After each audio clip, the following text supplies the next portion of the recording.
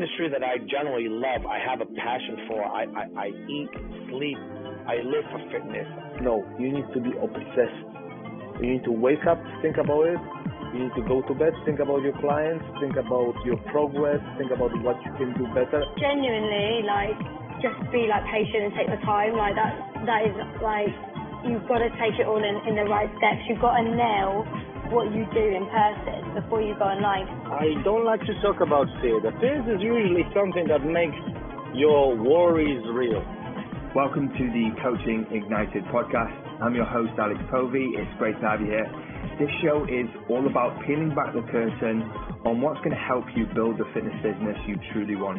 And each week we bring on a new guest to share their stories, insights, and strategies so you too can take action and apply what you learn.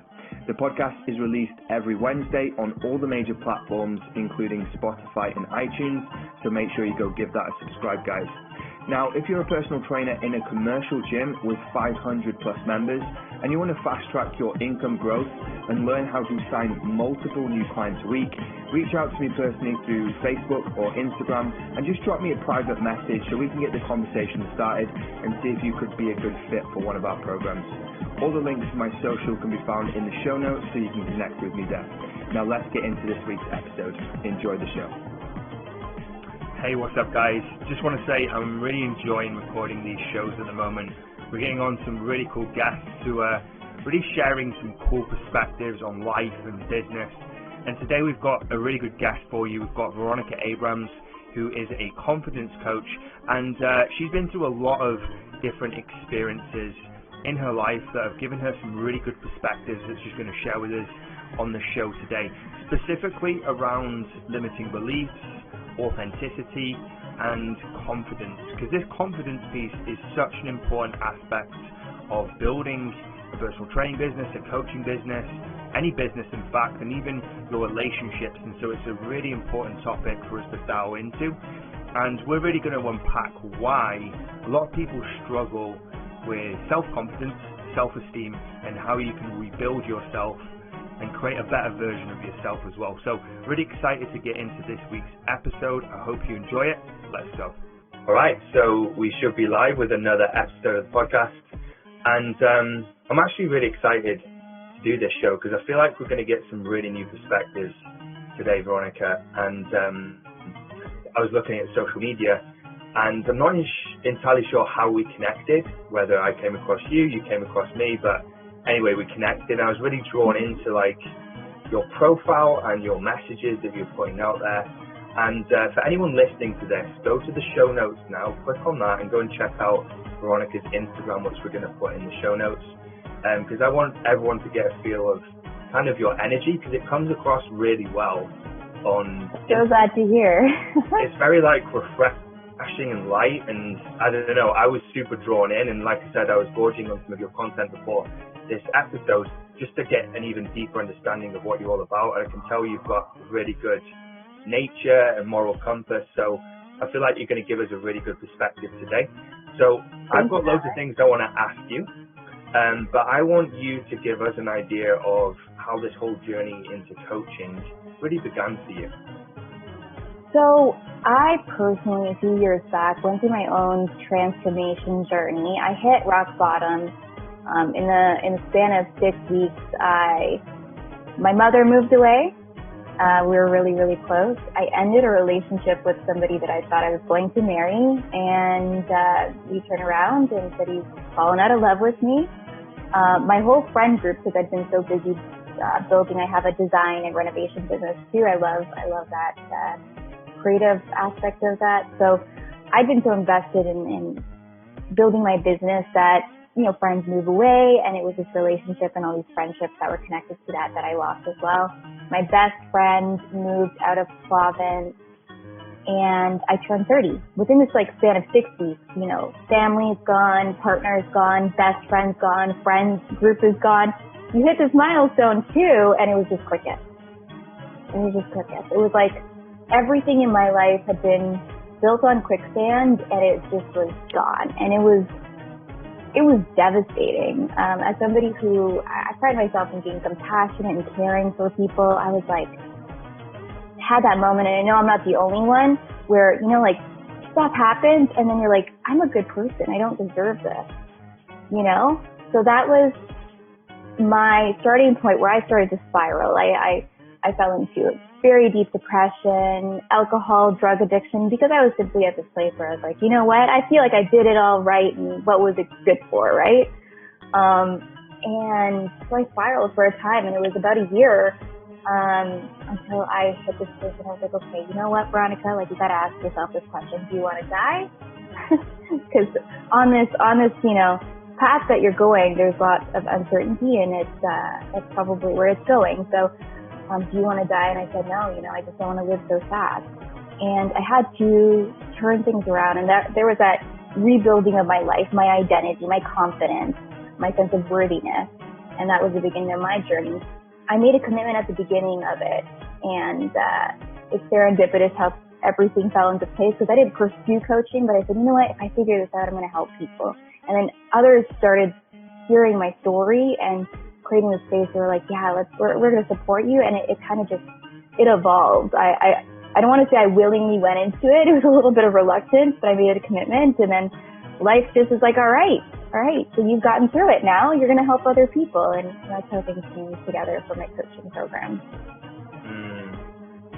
It's interesting to hear that, because some of the best coaches I know have been through like these big challenges, like you said, where everything just falls beneath you, and you're at a loose end, you don't know what to do, and you're in this almost dark place, right? You talk about depression, and probably feeling pretty low at this point, and then you found a way out.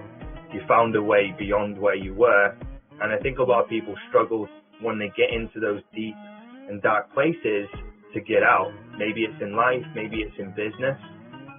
Can you talk about what you did to then get to like that stable place again, where you were confident, happy, fulfilled? What was that process like? So one thing I want to stress is, you know, life it can be hard. Shit happens, you know? And the greatest realization I had is you are not entitled to a good life simply because you're a good person. And that hurts. That truth really hurts. You know, because here I was like, you know what? I've been a good friend. I invited people into my home. I cooked for them. I was warm. I was welcoming. And I've got nobody now. And, you know, I invested myself fully into this relationship only to have it collapse. And, you know, family moved away. Everybody's thinking about themselves. You know, you're not out to get things from people, but when you look at all that, you're like, I'm a good person. I don't deserve this. I know I'm not the only person who's investing in a relationship only to be heartbroken and told themselves, I'm a good person. I don't deserve this. Or you're working in business and you go all out for a client, and then, you know, they don't pay, or, you know, they start nitpicking over little things even though you've gone above and beyond. You're like, I'm a good person. I don't deserve this. So very clearly, being a good person does not entitle you to a good life. So what does? And even though all those things were not, you know, necessarily my fault, obviously we make decisions that lay things into a certain order and events into play, but I realized I had to take personal responsibility. That's the difference between people who are resilient and people who are not. So people who are resilient, they say, okay, you know, I got to take responsibility for this. Like, whatever has happened. What now? You know, how am I going to act? How am I going to move from this place? People who don't take responsibility remain victims. And within a victim mentality, you will never be able to create momentum for change. So after all that, I had to take a moment and say, okay, you know, what's my part? What can I do now? Where did I go wrong? Where was I ignorant? Where was I, you know, nurturing self-limiting beliefs? And how did I create this world? Or how did it happen to me? So I had to take a moment, and I realized that I had to create a culture very intentionally around my life. And I had not been intentional. I've been reactive. And whatever, you know, came into my life, I compromised on my own values. I'd compromised on my own needs. I'd compromised in, my own beliefs and how I operated. And when I looked at that, I realized that I would have to realign my life with the things that I value and be super diligent and committed to them. And the beginning of that, one is taking responsibility, but two is identifying what your values are. I understand this from a place of business, but what about life? What about your actual life? Core values within business and startups and tech is like super trendy, right? Like these are core values. Why do you have core values? Because it tells you if you're on trajectory. That's how you self-audit. Core values are how you self-audit. You don't go by feelings. Feelings you can honor, but if you want to create a culture, cultivate an environment around you that resembles the things that you truly, truly love and value, you have to operate within those values. For example, I said love was, a value of mine, but I'd been in a relationship where there wasn't that mutual love and respect. I said love was important to me, but I gave love, within friendship and didn't really gauge who was worthy of really being within my close sphere. So my theme for the following year was progress, not perfection, identifying what I valued. And when I look at clients in their life and when I looked at my life, if you don't have a good sense of identity and you don't have confidence, go and look at your history of if you keep promises to yourself. And that's key. Self-confidence, it sucks. Self-confidence, self-esteem, trust in yourself, faith in yourself. I looked back on my own life and I realized how much I compromised. A life of compromise, a life where you continually break promises to yourself, destroys your confidence. People think, okay, if I go to the gym and I get this body and that, then I'm going to have confidence.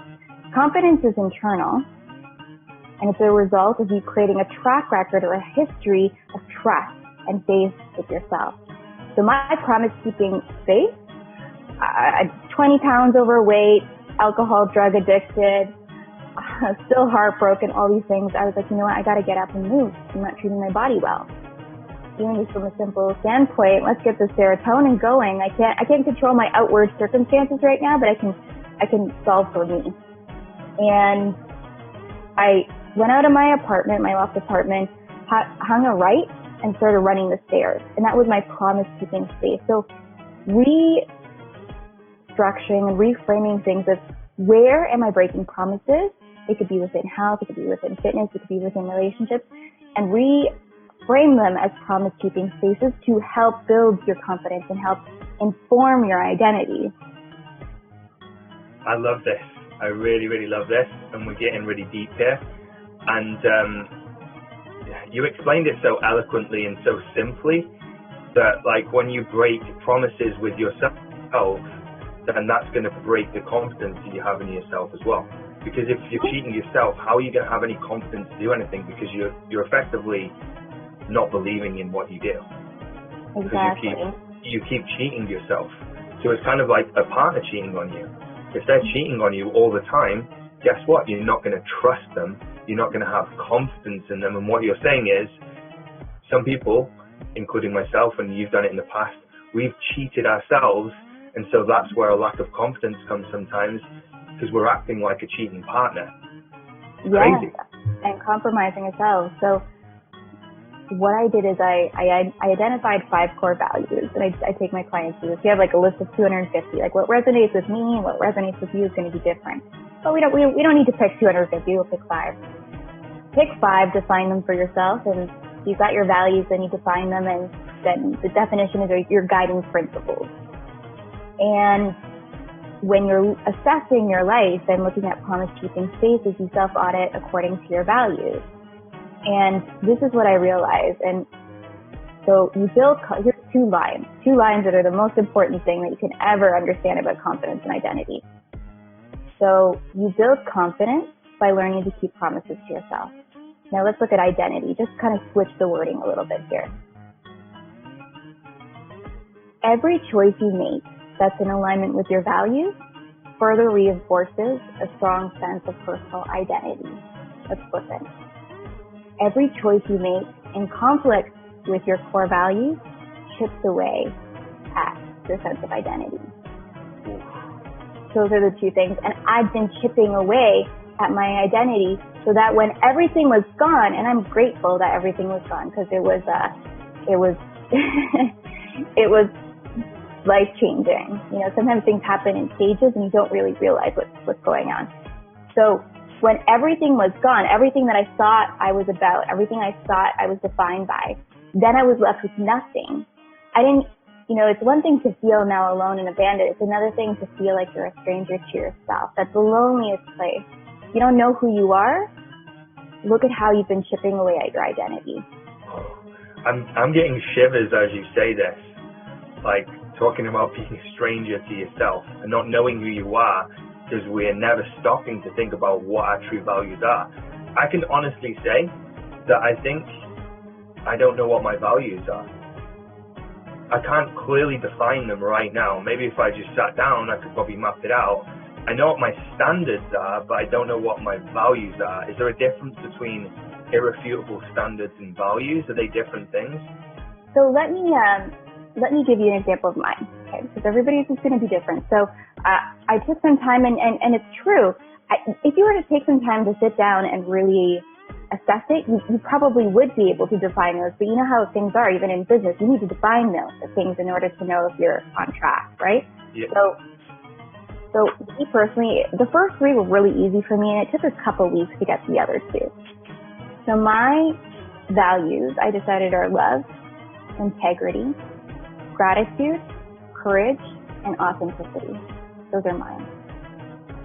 And then I define them. I call these guiding principles. So love, to operate from a place of kindness, compassion, and respect towards others and myself. Because the culture that you have within your life, it's two-pronged. It's how you operate, but it's also what you allow to filter in. So if you think of your life as, okay, you're king, queen, whatever you want to call it, of your city, okay, and it's walled in and there's a gate. Now, you are responsible for the culture within that city. Every person, everything has a role and needs to be up to that standard of what it is that you value, because you're cultivating this.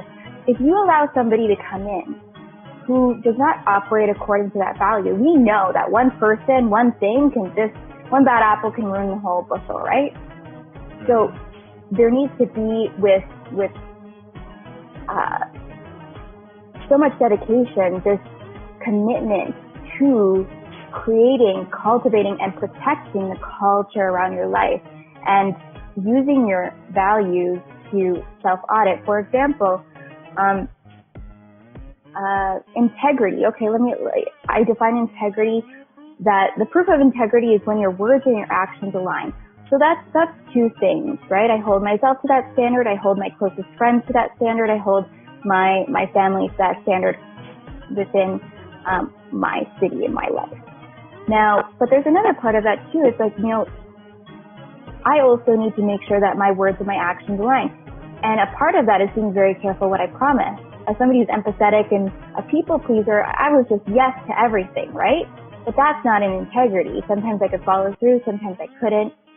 So defining those values and then committing to two-pronged how you operate, but also what you allow within your city.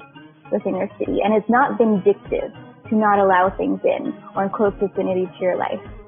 It's responsible. You mentioned that one of your values was authenticity, and I see this showing up a lot in your content, and I've really come to realize how important this is in business as well, particularly with like content creation. If you're a coach and you're trying to position yourself and build know, like, and trust with the market, right? Being super authentic and letting people see the real you. And I see it pop up a lot in your content. I'd love to get your viewpoint on why so many people struggle with being authentic and why that is. Why do people struggle to be authentic? I believe that the core of that is this desire for love and trying to solve for it extrinsically rather than intrinsically. That love and acceptance is really the core of all of that. You know, why wouldn't you be authentic? You know, if you didn't fear that you wouldn't be accepted, if you didn't fear that you wouldn't have an abundant life that's in alignment with that, if you didn't fear that you would be able to make amazing connections that really resonated with you. So not being authentic, I think, really comes from a place of fear rather than authenticity coming from a place of love. And, you know, there's a beauty within authenticity, and there's a beauty within causing or allowing polarity within your life.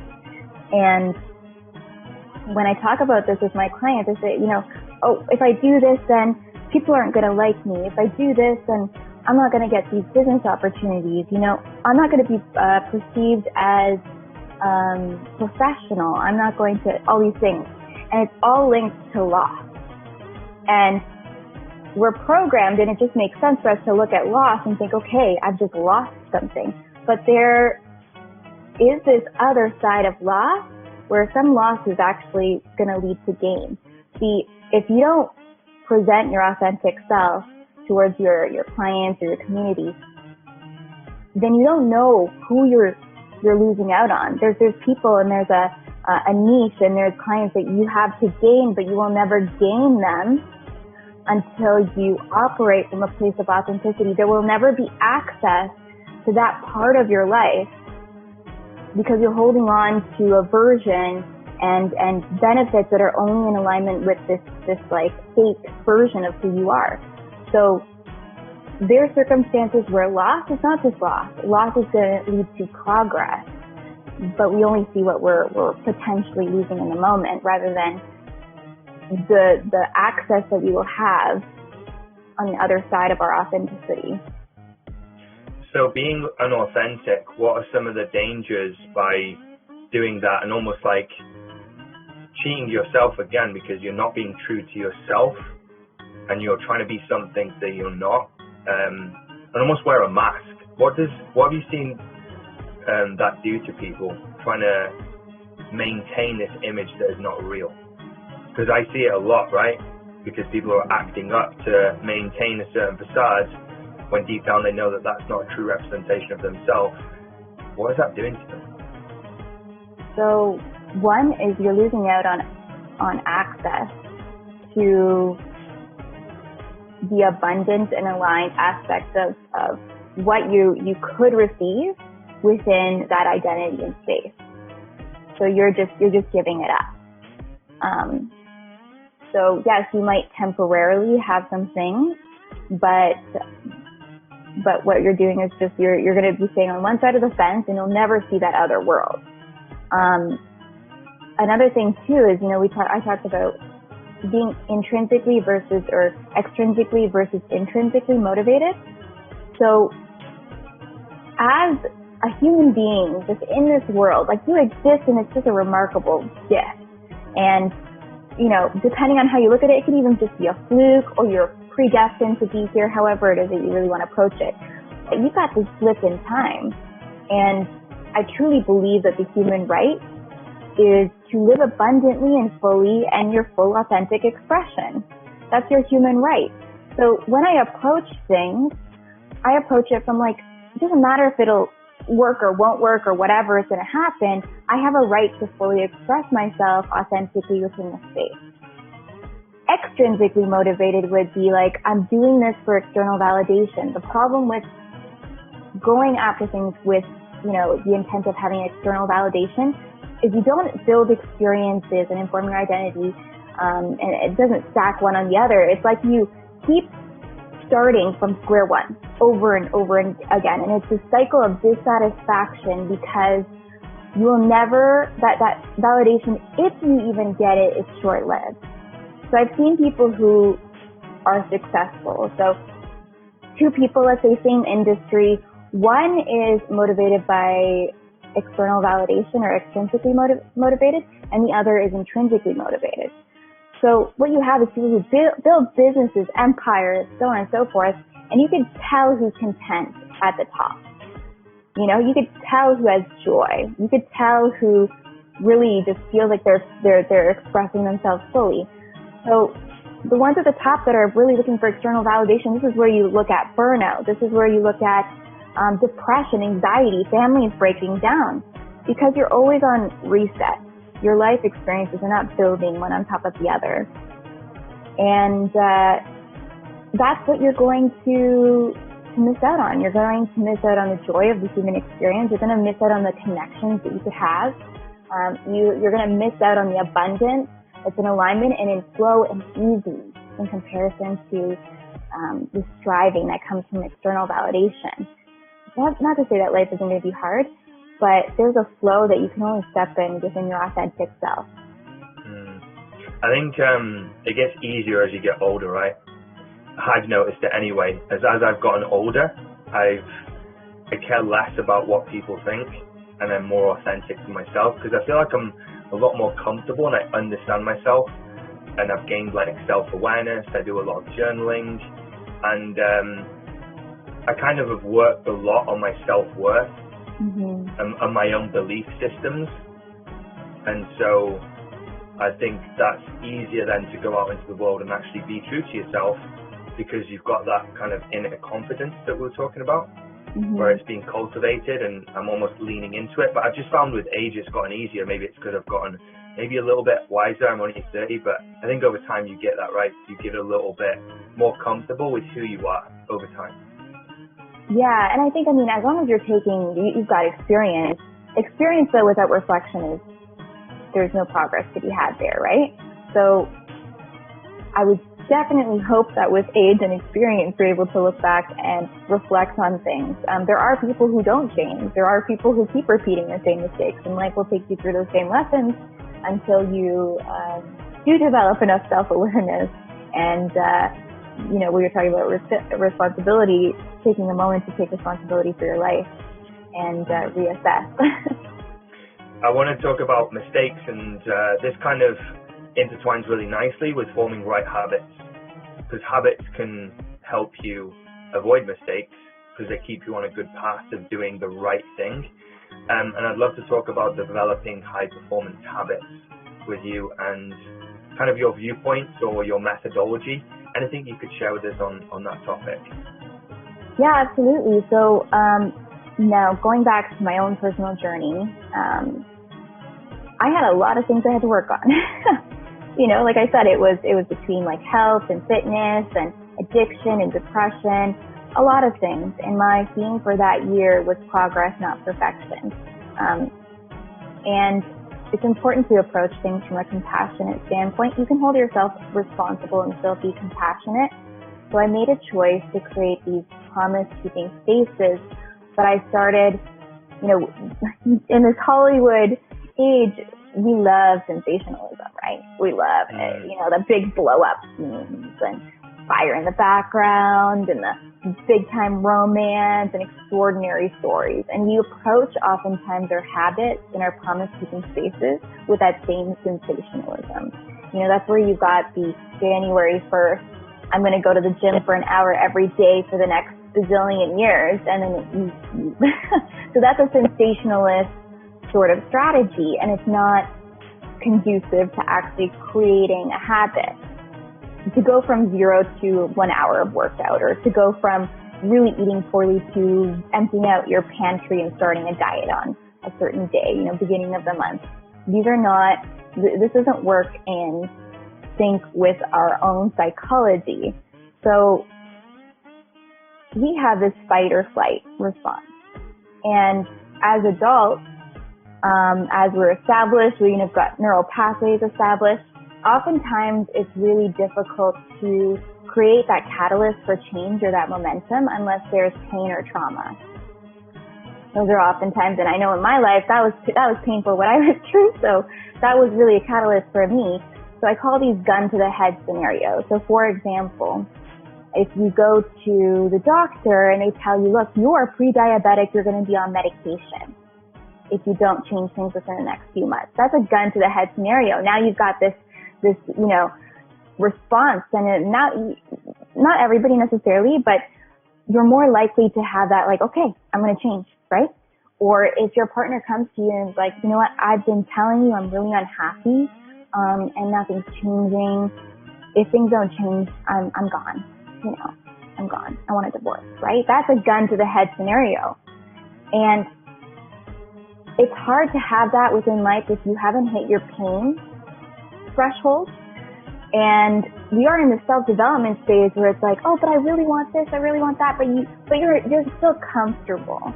So how do you create a high-performing habit when you don't have a gun to the head scenario necessarily? And if we think about it in the case of like, okay, we're trying to establish a neural pathway, I have a no days off strategy where take your goal, let's say if it's fitness, take your goal and work it down, distill it down to the simplest thing. Okay, you want to create a 1 hour morning space. All right, how about we do this? How about we create a 10-15 minute morning space? Not going to the gym, this is a lot of effort. Let's get some mat exercises going, and we're going to create a 10 to 15 minute exercise. You don't earn the right to level up to the next time thing, to level up to the next exercise until you've established a streak, anywhere from 7 to 21 days. So we go in 7-day streaks.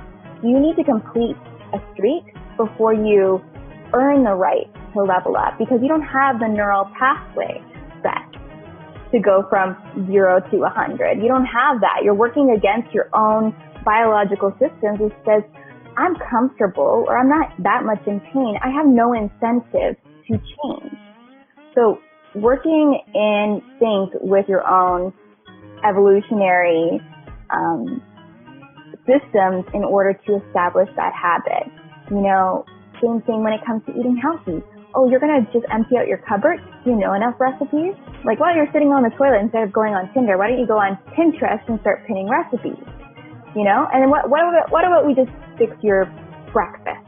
And then once you've done that for 14 days, we'll move on to the next one. But see, this is practical, and these little steps lead to big change, but they're not sensational. Because when we go through setting a goal in our mind, you get hits of dopamine, and you get the good running shoes, and you sign up for the gym membership and get these hits of dopamine. And the thing is, you don't get that same satisfaction until you've completed a task. So you're in the middle of your workout, and it hurts. It's uncomfortable because you're unpracticed. And what does your brain tell you? This is uncomfortable. We don't want this, right? So creating that phase one is a promise-keeping phase. It's not about the fitness first. It's not about the health first. It's about informing your identity and creating a strong sense of confidence and identity. So reframing it, this is a promise-keeping phase. I'm going to put my pride down for a moment, distill this down into a goal, and show that I can count on myself for 7 days, 14 days before I earn the right to level up to the next thing. I like the streak things, like the 7 days, where it's chunked down into manageable habits. Like you said, not coming out the gate with, hey, I'm going to dedicate an hour every morning, because it's too much of a leap and there's too much room for failure in that scenario. It's kind of like going force response if you do it that way. Much. Yeah, it's just too much. And I see it with my clients as well. Like, you can't, if you want clients to get really, really good results, you can't give them too much at once. So if I gave people maybe 2 or 3 tasks in one go, thinking that I'm giving them loads to do, they sometimes get paralyzed by the fact that there's just too much. Right?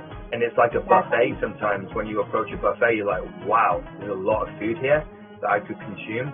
And so it seems a little bit overwhelming. What do I eat? You overeat and it's not sustainable and it makes you unhealthy. And it's kind of like trying to take on all these new habits or setting big habits and actually not achieving any of them. So I love that part of achieving a streak and then leveling up once you've earned the right.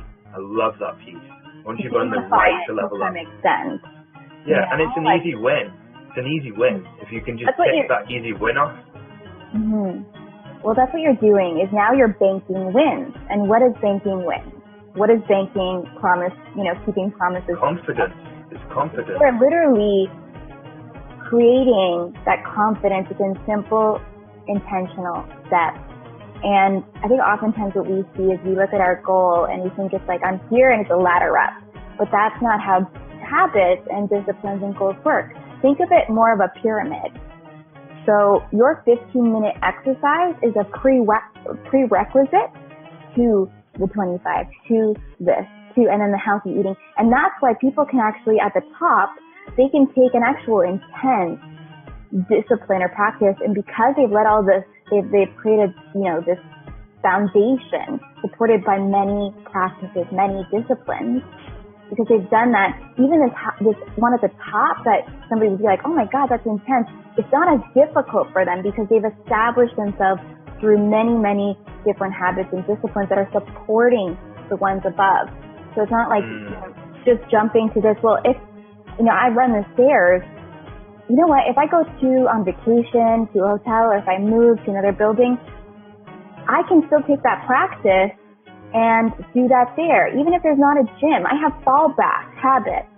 So those little intentional habits and disciplines are so imperative to creating a high-performing life and lifestyle and disciplines. Yeah, we see that in business as well, don't we? A lot of people just want to come straight in. A lot of coaches that I work with and say, hey, I want to make 10K. So they've not made a 1,000 in a month, but they want to make 10K in a month. And it's kind of like jumping up to a level that is just not achievable because you've not taken the steps to even, what did you say, is you haven't earned the right to make that money yet. You've not done what it takes to make that money in order for that to be something that you can achieve. And it's a mental shift as well, because in order to make 10K a month, you have to have a normalization around making that sort of money and what it takes and who you have to become in order to achieve it. You have to become someone different that makes 1,000 a month to make 10,000. And then another step to 20 and 30. So what you're saying with these habits is the same parallels in business growth and creating business plans. You don't just create $1 million business overnight. You maybe do 100K the first year. And the next year you do 250 and 350. And then over the years and in a decade, you get to $1 million. It's the same with these habits. You get those streaks, you build the confidence, and then you use that to level up, right? Exactly. And, even in business, somebody comes in and they know that they should be doing outreach every day, a certain number. And it's like, okay, well, how about we just distill that down? What about instead of reaching out to 50 people or 15 people, I want you to reach out to 3. Start creating that ritualistic space. Again, it's a space and this identity you're stepping into a distilled, simpler version of it. But you step into that, and this is why imposter syndrome is normal, because you have not stepped into that identity to own it and to be practiced in it. So you're practicing on a more simple, distilled version and creating, using it as a foundation and stepping brick into the next one. I want to ask you about your why. I want to ask you why you do things. Have you ever sat down and really defined what that is to you? What is your fire? What gets you up? Because I can imagine you've had that thought. Yeah, again, my why, I realize I have a right to be here. I have a right to express myself authentic. I can't even say the word now. But I have a right to do that, and I'm creative. I have gifts. I have a right to express them. I love creating connections and relationships. I know what my baseline is, and that's my comfort zone, but I also love exploring myself beyond that. Even if my personality is intrinsic or is introverted, I've realized that I can step out of that and still enjoy things. So it's this exploration of life. I have this right to explore who I am. I have this right to explore this world, what it has to offer. And that's my why, to live that. And I know that if I operate within my values, then it just nourishes my soul. And my goal at the end of this life is to die empty, to have laid it all out there. Les Brown says that the richest places on earth are cemeteries. Yeah, the graveyard. Poems that have never been written, songs that have never been sung, inventions that have never been made. And I feel there's 2 important things to life. 1, the golden rule, treat others as you'd like to be treated. And then 2, to be a good steward of your life. And I endeavor to lay it all out there. You know, I want to die empty. I don't want to die with regret. I'd rather be foolish and have at least tried and expressed the things that were on my heart and dreams I had and pursued them. Whether I achieve them or not isn't even actually the point. It's to live authentically, and it's to express myself. I have that right. I'm here for that. And everybody is. I truly believe that. I love that approach to die empty. Sounds a little bit morbid, but it's so true. Like, why keep anything back? Why hold anything back? Exactly. When the time's up, it's up. It's true, and the reality is we don't know when that's going to happen. And whether you're religious or not, we don't know what happens after we die. And I know I'm not trying to get like super spiritual here, but all I know is that where I'm going to exist for sure is in the memory of other people. And I want to leave a legacy of just truly who Veronika was. I don't want people to wonder, who was she? What was she really about? I want to be known in their hearts and their minds. And I feel that that's really our mission. And your legacy is how people remember you. And let yourself be known so that they'll be able to write something about you on your tombstone. Have you always had that desire to leave a legacy, though? Or if you were to look back, where has that come from? Because I think it doesn't start childhood. You don't think, oh, I want to have a legacy when you're 9 years old, 12 years old, 13 years old. I feel like it develops as you become an adult. Can you remember the moment where you were like, I want to leave a stamp? I want to leave my mark? Can you think of that? I had a spiritual experience when I was a teenager. And I actually don't talk about this too often. I don't think I've ever really told anybody except for like some close friends. But I did grow up in a Christian household. Now I'm not religious, I'll be honest with that. But I remember one day, I just felt like I wasn't being a good Christian. You know, I wasn't doing things by the book. I wasn't reading my Bible. And I was like, I don't know, like, God, am I doing this right? Am I doing this wrong? And I was like, you know what? If there's something to this, then you're going to have to show me, because I don't feel like this sense of like who I am and like what I'm about and why we're here. Like, I don't feel that. And I went to bed, and I remember the next morning I woke up and I set my alarm, I think, for about 7 every day, and I'd always let it snooze, and I never woke up and did my morning practices and any of that. I woke up that morning, the alarm didn't go off, and it was straight on like 7 a.m. My eyes just hit the clock, and then I sat up in bed and I had a weird feeling. I was probably 14, 15, like a sense of just warmth. And I walked around the house, I saw my mom, said hi, good morning, and it was just a sense of overall love, and just everything glowed, and everything just was alive around me. And I even like opened up my Bible for a moment, I looked at it, and it just like, it hit me so hard, I closed it. I was overwhelmed with emotion and love and just appreciation for life. And that feeling lasted for about 3 months. Now, this was when I was 14, 15. I had this experience. And I mean, I didn't try alcohol until later. I was, grew up in church, and the only other thing, like, I did MDMA, and that sense of like that feeling of love and community and connection and being part of something bigger, or that there was something greater out there. That's the only thing that came close to it, later on in life. And so I had that personal realization that there was, something beyond just me, and that everything was connected and everything did matter, and that I was here for a reason. And I don't think, purpose is necessarily one thing. I think it's dynamic and it changes over life, and it's in many different categories of your life. But I genuinely feel that you have a mark to make on this world that nobody else can. Well, thank you so much for sharing that with us. I appreciate you sharing that. I really do. I want to thank you so much for coming on the show. I think that's a great way for us to wrap things up. I've really enjoyed speaking to you, and I'm sure all the listeners have too. If they wanted to find out more about you, we're obviously going to put the links in the show notes over to your Instagram, if that's where the best place is to find you. But where can people check you out, Veronika? So it's Veronika Abrams, Veronika spelled with a K, Abrams, A-B-R-A-M-S. So at Veronika Abrams on Instagram, at Veronika Abrams on TikTok.